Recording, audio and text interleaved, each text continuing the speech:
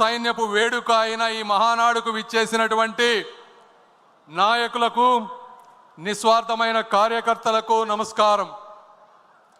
ఈరోజు కడప గడపలో లక్షలాది మంది తెలుగు సైన్యం ఒక చోట కలుసుకుంటున్నారు అంటే, అదేవిధంగా మాలాంటి వాళ్ళు ఎక్కడో ఉన్నా ఈరోజు రాష్ట్రానికి తిరిగి వచ్చి ప్రజాసేవ చేయాలి అని ముందుకు వస్తున్నామంటే దానికి మొట్టమొదటి కారణం మరణం లేని మహానాయకులు, అకుంఠిత దీక్షా దక్షులైనటువంటి అన్న నందమూరి తారక రామారావు గారు. మరి ఒకసారి 2019 తర్వాత చూస్తే 24 వరకు జరిగిన అరాచకం మీ అందరికీ తెలుసు. ఎలక్షన్ల ముందు వచ్చినప్పుడు, ఎలక్షన్లు 3-4 నెలల ముందు ఉన్నప్పుడు నాకు కూడా ఎంతోమంది, వందల మంది కార్యకర్తలు, నాయకులు మెసేజ్లు పెట్టేవాళ్ళు, ఫోన్లు చేసేవాళ్ళు. సార్, మనం బీజేపీతో పొత్తులో లేకపోతే అద్భుతంగా గెలుస్తాం, మీరు దయచేసి చంద్రబాబు నాయుడు గారికి చెప్పండి పొత్తు వద్దు అని. అయితే ఆ రోజు నారా చంద్రబాబు నాయుడు గారి దగ్గరికి వెళ్ళి నేను ఒకటే చెప్పాను, సార్, తలలు పగిలినా, రక్తం చిందినా వెనకడుగు వేయని ధైర్యవంతులైనటువంటి కార్యకర్తలు, మాలాంటి నాయకులు మీ అందరికీ వెనుకగా ఉంటాం. మీకున్నటువంటి అపారమైనటువంటి అనుభవంతో మీకు నచ్చిన నిర్ణయం తీసుకోండి అని చెప్పి ఆ రోజు నేను కూడా చెప్పడం అయింది. ఆ రోజు శ్రీ నారా చంద్రబాబు నాయుడు గారు ఒక స్థిత ప్రజ్ఞతతో తీసుకున్నటువంటి ఒక నిర్ణయం, వెంటిలేటర్ మీద ఉన్నటువంటి ఆంధ్రప్రదేశ్ని ఈరోజు ఆక్సిజన్ మీదకి తీసుకొచ్చినటువంటి పరిస్థితి. మరి ఈరోజు చూస్తే గత 5 సంవత్సరాల్లో జగన్మోహన్ రెడ్డి గారికి పూర్తి అధికారం ఉంది, కావాల్సినంత మంది ఎంపీలు ఉన్నారు, కావాల్సినంతటువంటి అవినీతి సొమ్ము ఉంది, ఆయనకు కూడా కొద్ది గొప్ప ధైర్యం ఉంది, అయినా కూడా ఏమీ చేయలేకపోయారు. మరి ఈరోజు చూస్తే తెలుగువాడు తలెత్తుకునేలా, తెలుగు జాతి గర్వపడేలా, ప్రపంచమంతా మన వైపు చూసేలా అమరావతి నగరం అద్భుతంగా రూపుదిద్దుకోబోతా ఉంది. ఈరోజు ఒక్కసారి అక్కడికి వెళ్ళి చూడండి. గత 5 సంవత్సరాల్లో అప్పుడు 14-19 మధ్య ఒక 2 యూనివర్సిటీలు వచ్చినాయి. ఆ 2 యూనివర్సిటీలు అమెరికాలో కూడా అంత అద్భుతంగా లేవు అని చెప్పి మీకు చూస్తే తెలుస్తుంది. అదేవిధంగా రాబోయేటువంటి అమరావతి మహానగరం చరిత్రలో ఒక మైలురాయిగా మిగిలిపోబోతా ఉంది. అదేవిధంగా మరి ఆగిపోయిన పోలవరం నేను చూశాను. నారా చంద్రబాబు నాయుడు గారు ఎన్నిసార్లు ఢిల్లీ వచ్చేవారు, ఎన్నిసార్లు కేంద్ర మంత్రులతో కలిసేవారు, ఏ విధంగా పోలవరాన్ని నెలలా ఫాలో అప్ చేస్తూ ముందుకు తీసుకువెళ్లారో ప్రత్యక్షంగా చూసినటువంటి వ్యక్తిని. అదేవిధంగా ఆగిపోయింది, ఆరిపోయింది అనుకున్నటువంటి విశాఖ స్టీల్ ప్లాంట్ని అర్ధరాత్రి 12-1 గంటల వరకు కూర్చొని స్టీల్ మినిస్టర్స్ తోటి, నిర్మలా సీతారామన్ గారితో కూర్చొని దానిని పూర్తి చేసినటువంటి మహానుభావులు శ్రీ నారా చంద్రబాబు నాయుడు గారు. మరి ఈరోజు రాయలసీమ ప్రాంతం చూసుకుంటే 5,000 కోట్ల రూపాయలతో 2 పారిశ్రామిక పార్కులు వస్తూ ఉన్నాయి. బీపీసీఎల్ ద్వారా 95,000 కోట్ల రూపాయల పెట్రోకెమికల్ కారిడార్ వస్తూ ఉంది. అదేవిధంగా రైల్వే ప్రాజెక్టులు చూసుకుంటే ఈ సంవత్సరమే 9,000 కోట్ల రూపాయలు రైల్వే డబుల్ లింక్కి, ట్రిపుల్ లింక్కి, అదేవిధంగా అద్భుతంగా తీర్చిదిద్దే రైల్వే స్టేషన్ల కోసం అన్ని ప్రాంతాల్లో ఆర్ఓబీలు, ఆర్యూబీలు, వందే భారత్ ట్రైన్లు ఇవన్నీ వస్తూ ఉన్నాయి. ఒకప్పుడు ఆంధ్ర రాష్ట్రానికి కేంద్ర బడ్జెట్లో రైల్వేకి 1000 కోట్లు కూడా ఉండేది కాదు. అలాంటిది కేవలం 1 సంవత్సరంలో 9,000 కోట్లు, 5 సంవత్సరాల్లో 50,000 కోట్ల రూపాయలు ఈరోజు వస్తూ ఉంది. అదేవిధంగా నేను ఎంతోమంది నాయకుల్ని చూశాను, కానీ ఒక వ్యక్తి యొక్క కార్యదీక్షత, నేను వారు ఇక్కడ ఉన్నారని వారు పొగటం గురించి నేను చెప్పడం లేదు. వ్యక్తిగతంగా నాకు ఎటువంటి స్వార్థం లేదు, దేవుడు అన్నీ ఇచ్చాడు. అయితే ఈ వాస్తవాలు కూడా ప్రజలకు తెలియాలని ఈరోజు చెప్తా ఉన్నాను. ప్రపంచంలో మన ఇండియాలో ఈరోజు మీరు తీసుకుంటే అత్యధిక వెడల్పు ఉన్నటువంటి రోడ్డు 14 లైన్లు ఉన్నటువంటి రోడ్డు, అది 160 ఫీట్లు ఉన్నటువంటి రోడ్డు. ఇలాంటి రోడ్డే అమరావతి ఔటర్ రింగ్ రోడ్డుకి కేంద్ర ప్రభుత్వం ప్రతిపాదించింది. అయితే నారా చంద్రబాబు నాయుడు గారు దాన్ని 230 ఫీట్ల రోడ్డు కావాలని అడిగారు.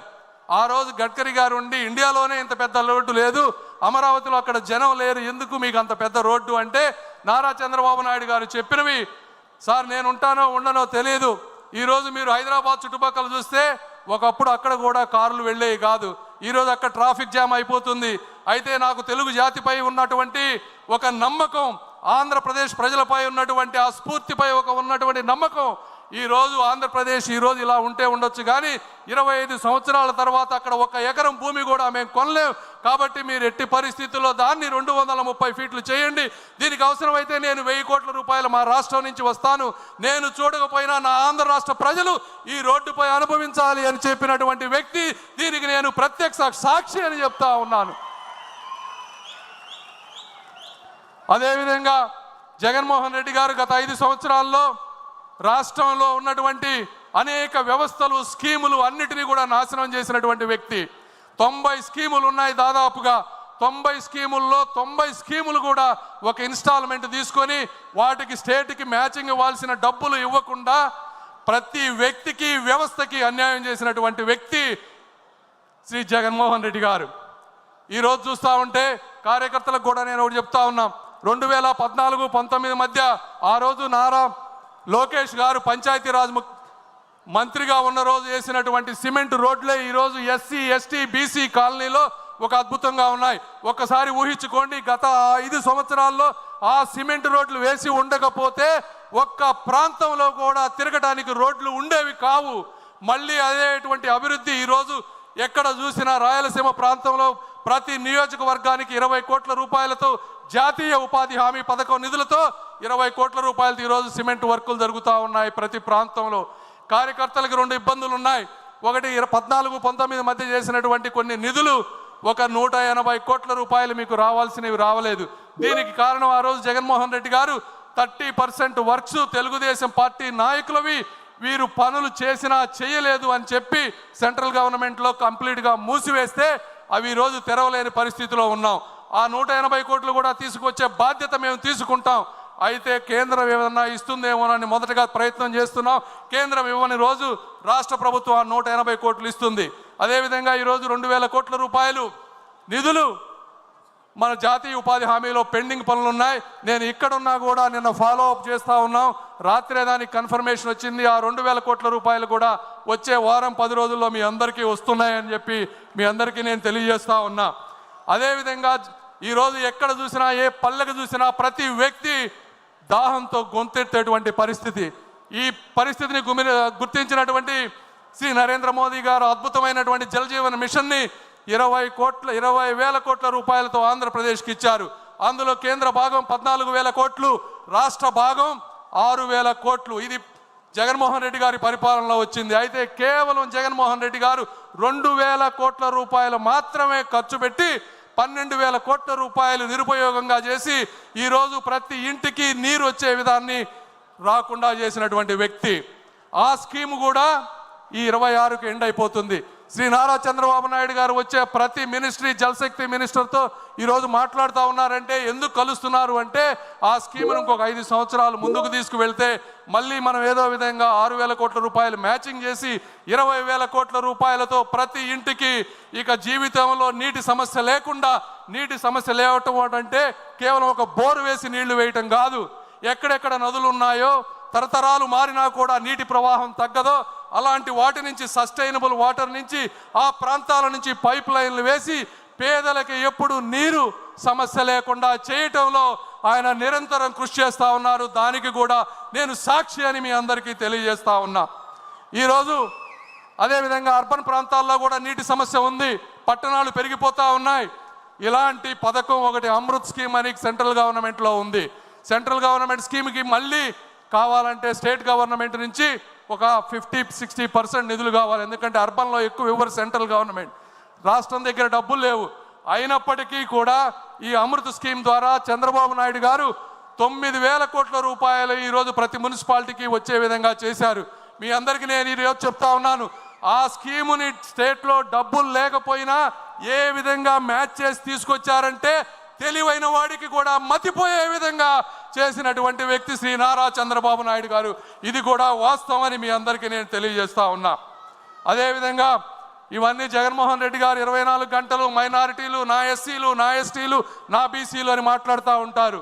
ఆయన చేసినటువంటి అన్యాయం మీకు ఒకటి చెప్తా. ఒక స్కీమ్ ఉంది. నేను మా గుంటూరు ప్రాంతంలో మైనారిటీ సోదరులు చాలా ఎక్కువ మంది ఉన్నారు. ఈ మైనారిటీ సోదరులకు ఏదన్నా చేయాలని చెప్పి ఆ మైనారిటీ మినిస్ట్రీకి వెళ్తే PMJVK అని ఒక ప్రధానమంత్రి జన వికాస్ కార్యక్రమం అని ఉంది. దీనికి సంవత్సరానికి 2000 కోట్ల రూపాయల నిధులు ఉన్నాయి. గత 3 సంవత్సరాల్లో ఒక్క రూపాయి కూడా వాడుకోలేదు. ఎందుకు వాడుకోలేదయా అంటే మనం ఉన్నప్పుడు 500 ప్రాజెక్టులు తీసుకొస్తే కేవలం 55 మాత్రమే కట్టారు. సెంట్రల్ టీము స్టేట్ టీము వచ్చి వెరిఫై చేస్తే అందులో సగం కట్టలేదు. నిధులన్నీ దుర్వినియోగం అయిపోయినాయి. ఇప్పుడు స్టేట్ వచ్చి చూస్తే అక్కడ మేము ఇచ్చిన డబ్బులకి ప్రాజెక్టులు లేవు అని చెప్తే ఇప్పుడు దాదాపుగా 230 కోట్ల రూపాయలు స్టేట్ గవర్నమెంట్ సెంట్రల్కి పే చేసి ఆ బాకీలు తీర్చి ఆ దొంగ సర్టిఫికెట్లు తీసేస్తే మళ్ళీ 2000 కోట్ల రూపాయలు వాడుకునేటువంటి పరిస్థితి రాబోతా ఉంది. ఈ విధంగా ప్రతి వ్యక్తికి అన్యాయం చేసినటువంటి మహానుభావుడు శ్రీ జగన్మోహన్ రెడ్డి గారు. మీకు ఆఖరిగా చెప్తా ఉన్నా, ఇవన్నీ ఇప్పటి వరకు ఉన్నటువంటి స్కీమ్స్ మీకు తెలిసినవి. అదేవిధంగా మొన్న వచ్చారు 7 మంత్రులను కలిశారు. అందులో ఒక ముఖ్యమైనది డిఫెన్స్ క్లస్టర్. డిఫెన్స్ క్లస్టర్కి ఆయన మరి ఫ్లైట్లో రాసుకున్నారో ఎక్కడ రాసుకున్నారో తెలియదు, కానీ రాయలసీమ ప్రాంతాన్ని 5 భాగాలుగా విభజించారు. ఒక చోట మిస్సైల్స్ తయారు చేయాలని, ఒక చోట కమర్షియల్ అదేవిధంగా మిలిటరీ ఎయిర్క్రాఫ్ట్స్ తయారు చేయాలని, ఒక ప్రాంతాన్ని ఈ మందుగుండ్లన్నీ కూడా స్టోరేజ్ చేసుకునే విధంగా చేయాలని, ఒక ప్రాంతాన్ని డ్రోన్ సిటీగా చేయాలని, ఈ విధంగా ఉన్నటువంటి విశాలమైనటువంటి ప్రాంతాన్ని మా దగ్గర 1000 ఎకరాలు ఉన్నాయి, మీరు రండి మీరు అని చెప్పి రాజ్నాథ్ సింగ్ గారి దగ్గర కూర్చొని రాయలసీమ ప్రాంతాన్ని కూడా నిరక్షరాస్యత లేకుండా చేయాలని ఒక కంకణం పట్టుకున్నారు. అది తెలిసిన వ్యక్తి ఈరోజు కర్ణాటకలో వాళ్ళందరూ భయపడేటువంటి పరిస్థితికి వచ్చారు. ఎందుకంటే మీ అందరికీ సార్ మీరు కూడా ఏమనుకోవద్దు, నేను ఈ వాస్తవం ప్రజలకు తెలియాలని చెప్తా ఉన్నాను. ఢిల్లీలో నేను ఒకసారి ఆఫీస్లో ఒక సెక్రటరీలను అడిగా, మా సార్ గురించి మీరు ఏమనుకుంటారు మా చంద్రబాబు నాయుడు గారి గురించి అని అడిగితే వాళ్ళు ఒకటే చెప్పారు, ఒక ప్రాంతంలో వరదలు ఉన్నాయని కరువు ఉన్నాయని రెండిటికి డబ్బులు తీసుకెళ్ళగలిగినటువంటి సమర్థమైనటువంటి వ్యక్తి శ్రీ నారా చంద్రబాబు నాయుడు గారు అని చెప్పారు. అంటే అది బాబు గారికి ఉన్నటువంటి కార్యదక్షత. ఈరోజు పక్క రాష్ట్రం వాళ్ళు భయపడతా ఉన్నారు, చంద్రబాబు నాయుడు గారు ఇక్కడ ఉంటే ఎక్కడ ఇవన్నీ తీసుకువెళ్తారో అని. ఏదేమైనప్పటికీ నేను కూడా మీరు కూడా ఇక్కడ రాయలసీమ ప్రాంత వాసులు చాలామంది ఉన్నారు. కడప ప్రాంతంలో మొదటిసారిగా మహానాడు జరుగుతుంది. ఈ రాయలసీమ రతనాల సీమ, రాగాల సీమ, అనురాగాల సీమ. ఈ ప్రాంతంలో ఉన్నటువంటి నిరుద్యోగులందరికీ కూడా ఉద్యోగాలు కల్పించేటువంటి శక్తి ఉన్నటువంటి యువనేత శ్రీ నారా లోకేష్ గారు. అదేవిధంగా మీరందరూ కూడా చాలా కోపంతో ఉండుండొచ్చు. ఒక్కటే గుర్తుపెట్టుకోండి, కలం పట్టుకున్నవాడు కత్తి పట్టుకున్నవాడు కత్తితోనే చచ్చిపోతాడు, కలం పట్టుకున్నవాడు కలల్ని జయిస్తాడు అని నమ్మేటువంటి సిద్ధాంతం ఉన్నటువంటి వ్యక్తులు శ్రీ నారా చంద్రబాబు నాయుడు గారు, లోకేష్ గారు. ఈ రోజున మరి ఈరోజు మీరు ఎంపీలు చూస్తూ ఉంటే గత 5 సంవత్సరాల్లో మీరు చూసిన ఎంపీలు ఎవరు? ఒక నందిగం సురేష్ గారు, అదేవిధంగా ఒక అవినాష్ రెడ్డి గారు, ఒక మాధవ్, ఒక మిథున్ రెడ్డి. మరి ఈ రోజు ఉన్నటువంటి ఎంపీలు ఎలా ఉన్నారు మీరే ఆలోచించండి. ఆ రోజు మిథున్ రెడ్డి గారు ఏమన్నారు? ఒక నిండు సభలో అధికార మదంతో, అవినీతి సొమ్ముతో, ఏకవచనంతో యువతకు స్ఫూర్తి అయినటువంటి బడుగు బలహీన వర్గాలకు చెందినటువంటి కనీసం చీమకు కూడా అన్యాయం చేయనటువంటి చిరునవ్వుతో చిందించే రామ్మోహన్ నాయుడు గారిని ఏమన్నారో మీ అందరికీ తెలుసు. అలాంటి వ్యక్తిని ఈ రోజున కేంద్ర మంత్రిని చేసి దేశ విదేశాలు చెప్పుతూ అందరి చేత సెల్యూట్ కొట్టించే విధంగా చేసినటువంటి వ్యక్తి శ్రీ నారా చంద్రబాబు నాయుడు. మరి ఈరోజు ఉన్నటువంటి ఎంపీలు ఎవరు? ఒక దగ్గుమళ్ళ ప్రసాదరావు గారు, ఒక కృష్ణప్రసాద్ గారు, ఒక బైరెడ్డి శబరి గారు. ఇలాంటి గొప్ప గొప్ప చదువుకున్న వ్యక్తులందరినీ కూడా రాజకీయాల్లో తీసుకొచ్చారు. వీళ్ళందరూ అక్కడ ఉన్నటువంటి ఎంపీలందరికీ జగన్మోహన్ రెడ్డి గారు మైన్స్ అప్పచెప్పారు, మందు అప్పచెప్పారు. బాబు గారు ఏమప్పచెప్పారో తెలుసా? ఒక్కొక్కరికి ఒక డిపార్ట్మెంట్ అప్పచెప్పారు. నువ్వు శిశు సంక్షేమ శాఖ చూసుకో అన్నారు, ఒకరికి పోర్టులు చూసుకోమని చెప్పారు. వీళ్ళు ఆ స్కీములన్నీ చదివి వస్తే బాబు గారు వస్తున్నారంటే భయపడేటువంటి పరిస్థితికి తీసుకొచ్చినటువంటి వ్యక్తి నారా చంద్రబాబు నాయుడు గారు. అదేవిధంగా మీరు ఈరోజు చూస్తే ఎంపీలందరూ మిథున్ రెడ్డి గారు కోర్టుల చుట్టూ తిరుగుతూ ఉన్నారు అడ్వాన్స్డ్ బెయిల్ గురించి. మన ఎంపీలు ఎక్కడ తిరుగుతున్నారు? దేశ విదేశాల్లో దేశ ప్రతిష్ట పెంపొందిస్తూ మన ప్రదేశంపై పాకిస్తాన్ చేసేటువంటి అరాచకాలని చెప్తూ ఈరోజు లావు శ్రీకృష్ణదేవరాయలు గారు, ఒక బైరెడ్డి శబరి గారు, ఇలా బాలయ్య గారి అబ్బాయి అందరూ ఈరోజు ప్రపంచ దేశాలు తిరుగుతూ ఉన్నారు. ఇది కార్యకర్తలు కానీ నాయకులు కానీ అందరూ కూడా గుర్తుంచుకోవాల్సినటువంటి విషయం. ఆఖరిగా జగన్మోహన్ రెడ్డి గారు ఈ ప్రాంత వాసి కాబట్టి నేను అందరికీ ఒకటే చెప్పదలుచుకున్నా, చంద్రబాబు నాయుడు గారిది కానీ తెలుగుదేశం పార్టీ కార్యకర్తలకు కానీ నాయకుల సహనాన్ని కానీ మీరు పరీక్షించవద్దు.